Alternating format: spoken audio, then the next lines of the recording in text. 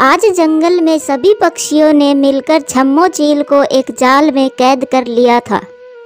बहुत हो गया है। इस छम्मो चील ने हमारे जंगल में बहुत आतंक मचाया हुआ है। अब हमें इसे मिठू महाराज के पास ले जाना चाहिए। छम्मो चील की सजा का ऐलान मिठू महाराज ही करेंगे। हाँ हाँ टुनटुनी, तुम सही कह रही हो। अब इसका फैसला मिठू महाराज ही करेंगे। बस फिर क्या था, सब पक्षी मिलकर उस छम्मो चील को पकड़कर मिठू महाराज के पास ले जाते हैं। छम्मो चील, तुमने हम सब पक्षियों को बहुत परेशान किया है। अब तुम हमसे नहीं बच पाओगी, तुम्हें सजा मिलकर ही रहेगी। मिठू महाराज, मैं जानती हूँ कि मैंने सभी पक्षियों को बहुत परेशान किया है, परंतु अब मैं माफी भी मांगती हूँ। आप सब पक्षी मुझे माफ कर दे। मैं आइंदा से कभी भी किसी पक्षी का मांस नहीं खाऊंगी। प्लीज आप सब मुझे माफ कर दीजिए। नहीं नहीं मिठू महाराज, ये छम्मो चील झूठ बोल रही है। ये हर बार इसी तरह माफी मांगती है और जब इसे छोड़ दे तो फिर से वही काम शुरू कर देती है। नहीं नहीं पक्षियों, मैं वादा करती हूँ मैं दोबारा ऐसा कभी नहीं करूँगी। और अब तो मेरे अंडे से मेरा छोटा सा बच्चा भी निकलने वाला है। मुझे माफ कर दो सब पक्षी। मिठू महाराज, मैंने देखा है कि छम्मो चील के अंडे में से एक नन्हा सा चील निकलने ही वाला है। अगर आप इस छम्मो चील को कैद कर लेंगे तो फिर उस नन्हे से बच्चे का कौन ध्यान रखेगा? ठीक है छम्मो चील, अब लास्ट बार तुम्हें माफ कर रहा हूँ, लेकिन अगर फिर से दोबारा कभी भी मेरे जंगल में किसी भी पक्षी को नुकसान पहुँचाया तो फिर मुझसे बुरा कोई नहीं होगा। आपका बहुत बहुत शुक्रिया मिठू महाराज। मैं दोबारा ऐसा करने की कभी सोचूंगी भी नहीं। मिठू महाराज छम्मो चील को माफ कर देते हैं। छम्मो चील भी खुशी खुशी अपने घोंसले में चली जाती है। अब जंगल में काफी सुकून था। सभी पक्षी प्यार से रह रहे थे। फिर उनकी खुशियों को किसी की नजर लग गई। उस जंगल में कहीं से एक सांप आ जाता है और वो सांप बहुत खतरनाक था। जंगल में किसी को नहीं पता मैं इस जंगल में आ गया हूँ और अब मैं छुप छुप कर पक्षियों के अंडे और बच्चों को खा जाऊंगा और सारा इल्जाम उस छम्मो चील पर लग जाएगा और मुझ पर तो कोई कभी भी शक भी नहीं करेगा और इसलिए कभी भी मैं पकड़ा भी नहीं जाऊंगा। ऐसा सोचकर वो सांप जंगल में किसी पक्षी के अंडे ढूंढने चला जाता है। तभी उसे एक पेड़ पर एक घोंसले में एक अंडा दिखाई देता है। अरे ये तो चिड़िया का अंडा है, बहुत स्वादिष्ट लग रहा है। मेरे तो मुंह में पानी आ रहा है, मैं जल्दी से इसे खा जाता हूँ। ये कहकर वो सांप उस अंडे को खा जाता है। वाह वाह, मजा ही आ गया। कितना स्वादिष्ट अंडा था। अब मैं इसी तरह जंगल में सब पक्षियों के अंडों और बच्चों को खाता रहूंगा। ये कहकर वो सांप फौरन वहां से चला जाता है। अरे अरे, अभी अभी तो अंडा खाकर आ रहा हूँ और क्या देख रहा हूँ, एक चिड़िया भी। चलो जाकर इसको भी खा ही लेता हूँ। बस ये कहकर वो सांप उस नन्ही सी चिड़िया को भी खा जाता है। अरे वाह, इस जंगल में तो पक्षी और उनके अंडे सभी ही स्वादिष्ट है। अब रोजाना पक्षियों को खाकर अपना पेट भरूंगा। अब मुझे यहाँ से चले जाना चाहिए, कहीं कोई पक्षी मुझे देख ना ले। मैं जल्दी से यहाँ से रफू चक्कर हो जाता हूँ। वहीं दूसरी तरफ मीनू चिड़िया बहुत ज्यादा रो रही थी। कहाँ चली गई मेरी नन्ही सी बेटी? पूरे जंगल में ढूंढ लिया परंतु कहीं भी नहीं मिली। कहीं ऐसा तो नहीं वो छम्मो चील ने मेरी बेटी को मारकर खा लिया हो? मुझे बहुत चिंता हो रही है मेरी बेटी की।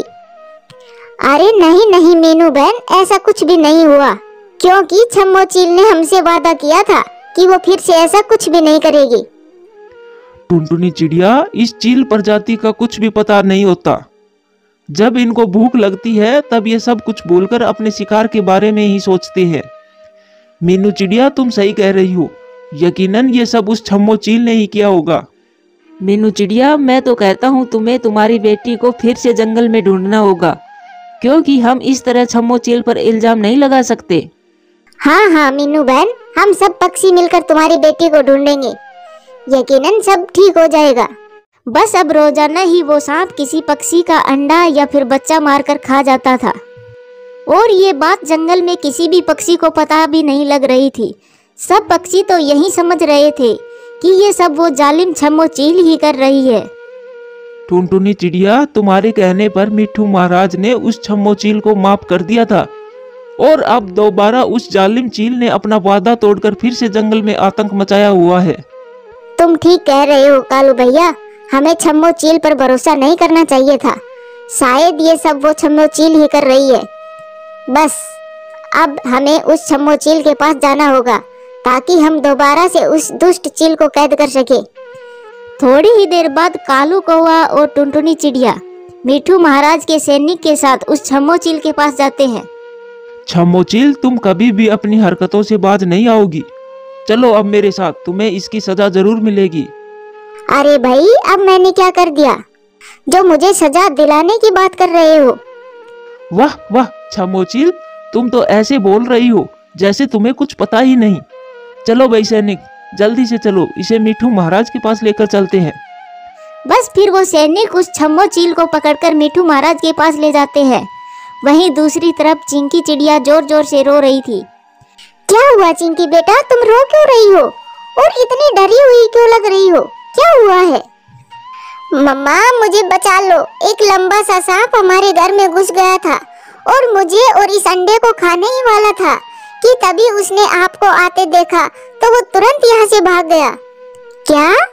लंबा सा सांप? परंतु हमारे जंगल में सांप कहाँ से आ गया? हमारे जंगल में तो कोई भी सांप नहीं है। मुझे लगता है चिंकी, शायद तुमने कोई सपना देखा होगा। अब तुम सो जाओ। नहीं नहीं मम्मा, हमारे जंगल में एक बड़ा सा सांप आ गया है। आप सब पक्षी गलत समझ रहे हो। इस बार छम्मो चील ने नहीं बल्कि उस सांप ने ही सब पक्षियों के अंडे और बच्चों को खा लिया है। हाय रे, अब मैं क्या करूं? आखिर हम सब पक्षी उस बड़े से सांप को कैसे पकड़ेंगे? ठीक है चिंकी बेटा, अब मैं जा रही हूँ। तुम घर को अंदर से बंद करके रखना और घर के बाहर तो बिल्कुल भी मत जाना। बस ये कहकर टुनटुनी चिड़िया वहाँ से चली जाती है।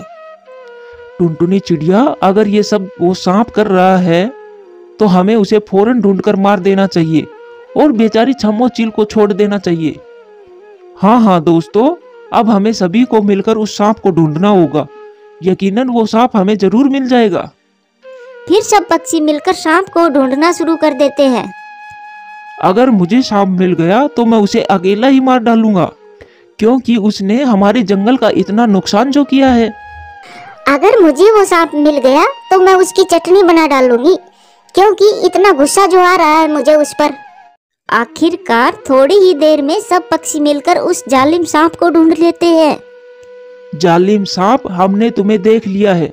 तुम बड़े ही आसानी से छुपकर हमारे अंडे और बच्चे को खा रहे हो। हा हा हा हा हा। कालू कौवे, अब पता चल गया ना तुझे? तो अब बचा के रखना अपने जग्गू बेटे को, क्योंकि उसे भी मैं नहीं छोड़ूंगा अब। हा हा हा हा। दुष्ट सांप, अब तुम्हारा खेल खत्म। अब तुम उल्टी गिनती गिनना शुरू कर दो। अब हम सब पक्षी मिलकर तुम्हें नहीं छोड़ेंगे। बस फिर क्या था, सभी पक्षी मिलकर उस पर हमला कर देते हैं और उस सांप को अपने पंजों से मारने लगते हैं। थोड़ी ही देर बाद वो सांप पूरी तरह घायल हो जाता है और तभी वो दम तोड़ देता है। चलो दोस्तों, हमने अपने एक और दुश्मन का खात्मा कर दिया। वो तो ठीक है मीनू बहन, परंतु अब आप सब मिठू महाराज के पास चलो, नहीं तो वो उस बेचारी छम्मो चील को फांसी की सजा सुना देंगे।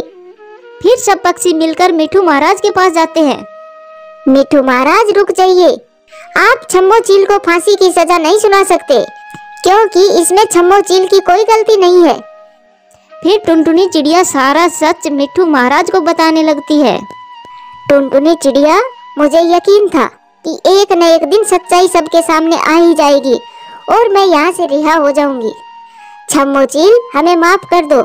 हमने बिना सोचे समझे तुझ पर इतना बड़ा इल्जाम लगा दिया और तुम्हें कितनी परेशानियों का सामना करना पड़ा।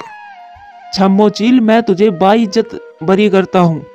जाओ, तुम आजाद हो, अपनी जिंदगी आराम से जी सकती हो। बस फिर छम्मो चील खुशी खुशी अपने घोंसले में चली जाती है और जंगल के सभी पक्षी फिर से सुकून से रहने लगते हैं। दोस्तों, कहानी कैसी लगी कमेंट्स करके जरूर बताना। ये कहानी पक्षीपुर जंगल की है। उस जंगल में एक बहुत ही बड़ा आम का पेड़ था। उस आम के पेड़ पर काफी ज्यादा आम भी लगे थे। वो आम का पेड़ बहुत ज्यादा खुश था, क्योंकि जंगल के सभी पक्षी उस आम के पेड़ से आम तोड़कर खाते थे।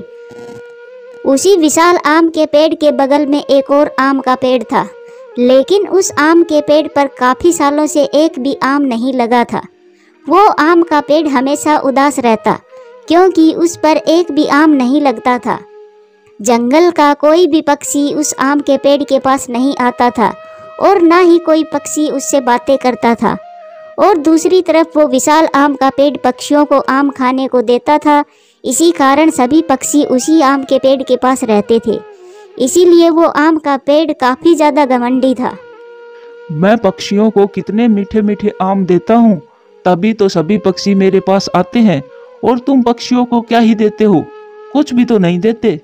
और तुम्हारे ऊपर तो आम भी नहीं लगते हैं, इसी वजह से कोई भी पक्षी तुमसे बात भी नहीं करता है। विशाल आम के पेड़, इसमें मेरी क्या गलती है? मुझ पर आम नहीं लग रहे तो इसमें मैं क्या कर सकता हूँ? मैं पक्षियों को आम देता हूँ, तभी तो पक्षी मेरा इतना ख्याल रखते हैं।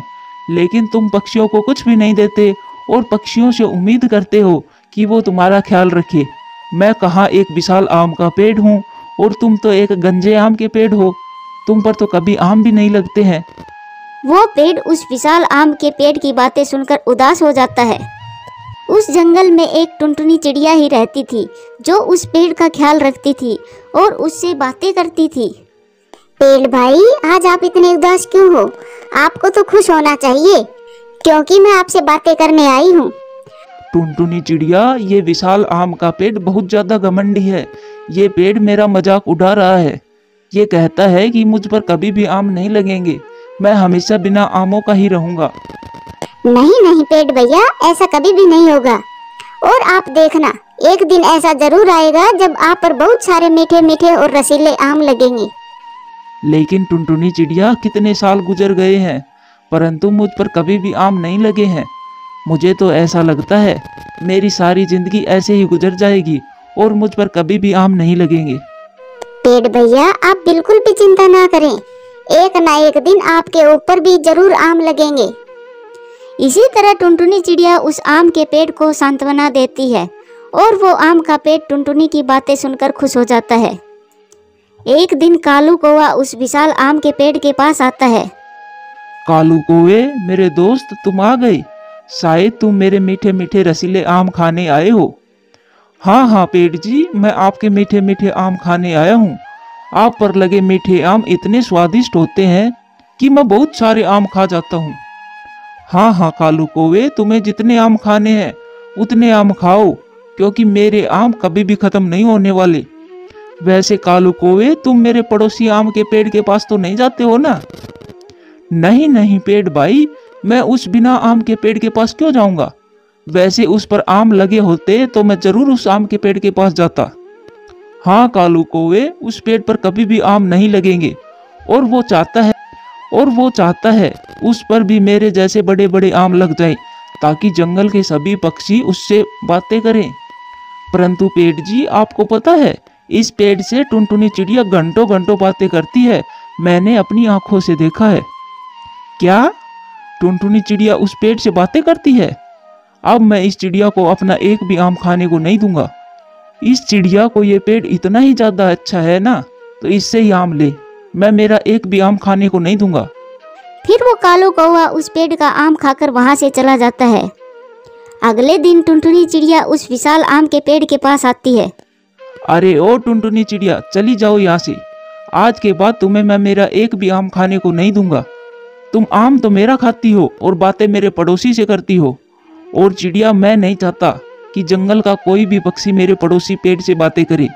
मैं सभी पक्षियों को आम खाने को दे रहा हूँ, तो सब पक्षी मुझसे ही बातें करें। पेड़ भाई, आपको तो अपने आप पर बहुत ज्यादा घमंड है। तुम देख लेना, आपका यही घमंड एक दिन चूर चूर हो जाएगा। आप मेरी बात याद रखना, घमंड का सिर हमेशा नीचा ही होता है। टुनटुनी चिड़िया, यहाँ से चली जाओ। मैं तुम्हें कभी भी अपना आम खाने को नहीं दूंगा।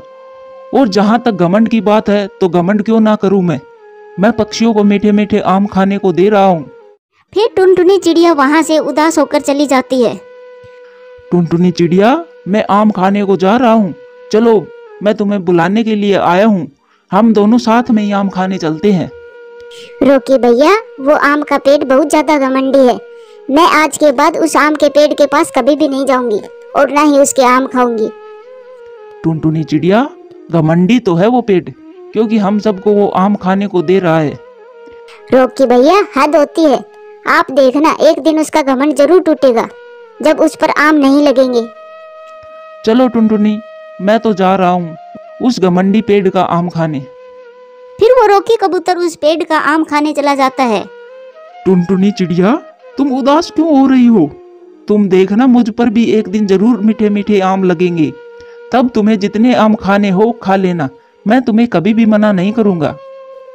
देखो पक्षियों, ये टुनटुनी चिड़िया कैसे उस बिना आम के पेड़ से बातें कर रही है। मैं तभी तो उस चिड़िया को मेरे आम खाने के लिए मना कर दिया। वो मेरा कभी भी आम नहीं खाएगी। मुझे क्या, वो उस पेड़ से बातें करके ही अपना पेट भरे। जंगल के सभी पक्षी ये जानते थे कि वो विशाल आम का पेड़ बहुत घमंडी है, लेकिन कोई भी पक्षी उस पेड़ से कुछ नहीं कहता था, क्योंकि वो पेड़ उन सब पक्षियों को आम खाने को दे रहा था। कुछ दिन ऐसे ही गुजर जाते हैं। उस आम के पेड़ का घमंड बहुत ज्यादा बढ़ जाता है। इसीलिए एक जादुई परी उस पेड़ का घमंड तोड़ने के लिए प्रकट होती है। ये आम का पेड़ बहुत घमंडी हो गया है, इसको तो मुझे सबक सिखाना ही होगा। और इसका पड़ोसी पेड़ कितना उदास रहता है, क्योंकि इस पर कभी भी फल नहीं लगते। फिर वो जादुई परी अपने जादू से उस विशाल आम के पेड़ के सभी आम गायब कर देती है, और वो परी अपने जादू से उस बिना आम वाले पेड़ पर बहुत सारी आम लगा देती है। अब इस घमंडी पेड़ का घमंड टूट जाएगा जब जंगल का कोई भी पक्षी इसके पास नहीं जाएगा। इतना कहकर वो जादुई परी वहां से गायब हो जाती है। अगले दिन वो विशाल आम का पेड़ अपने आम गायब देखकर बहुत ज्यादा उदास हो जाता है। पेड़ भाई, तुम्हें अपने ऊपर लगे आमों की वजह से बहुत ज्यादा घमंड था ना। अब देख लो, तुम्हारे सारे आम खत्म हो गए हैं। आज के बाद कोई भी पक्षी अब तुमसे बातें नहीं करेगा। दूसरी तरफ उस दूसरे आम के पेड़ के पास काफी सारे पक्षी आ जाते हैं, क्योंकि उस पेड़ पर बहुत सारे आम लग गए थे। वो पेड़ भी अब बहुत खुश हो गया था। पेड़ भैया, मैंने नहीं कहा था एक दिन आप पर भी बहुत सारे आम लगेंगे। देख लो, आप पर कितने सारे आम लग गए हैं। टुनटुनी चिड़िया, तुमने एकदम सच कहा था। मैं तो बेवजह ही निराश रहता था। आज के बाद मैं हमेशा खुश रहूंगा। हाँ हाँ पेड़ भाई, लेकिन आप उस घमंडी पेड़ की तरह कभी भी घमंड मत करना। आप देख लो, आज उस पेड़ के पास कोई भी पक्षी नहीं है। वो कितना अकेला हो गया है, और उसको अपने जिन आमों पर घमंड था वो तो आज उसके पास है ही नहीं। नहीं नहीं टुनटुनी चिड़िया, मैं कभी भी घमंड नहीं करूंगा। तुम सब पक्षियों को मेरे जितने आम खाने हैं खुशी खुशी खाओ। मैं कभी भी किसी भी पक्षी को मना नहीं करूंगा। दूसरी तरफ वो विशाल आम का पेड़ बिल्कुल ही अकेला हो जाता है, क्योंकि उसके आम खत्म हो जाने के बाद कोई भी पक्षी उसके पास नहीं जाता था, और उस पेड़ को उसके घमंड की सजा मिल जाती है, और वो पेड़ अपने किए पर बहुत ज़्यादा शर्मिंदा होता है। इस कहानी से हमें सीख मिलती है, हमें कभी भी किसी भी चीज़ पर घमंड नहीं करना चाहिए, क्योंकि घमंड का सिर हमेशा नीचा रहता है। प्यारे दोस्तों, कहानी कैसी लगी कमेंट्स करके ज़रूर बताना।